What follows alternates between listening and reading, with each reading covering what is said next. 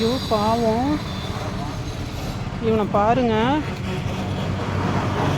நேற்று உடம்பு சரியில்லாத நம்ம கடைக்கிட்டேயே படுத்திருந்தான். நான் ஒரு நாள் கடை லீவு வரவே இல்லை.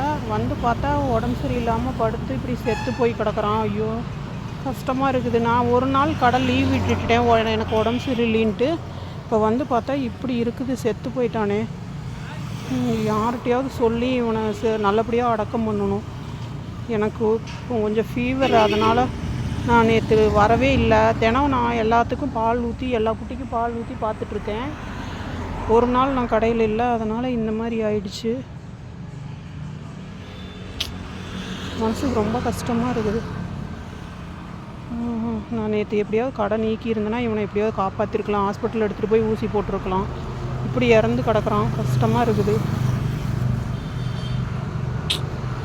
ஏன்டா இப்படி பண்ணு? என்ன ஆச்சு இவனுக்கு? நல்லா தானே இருந்தான். எப்படி யாராவது அடிச்சிட்டாங்களா என்ன ஏதுன்னு ஒன்றுமே தெரியலையே. ஏன் இறந்துட்டான்ட்டு தெரியலையே.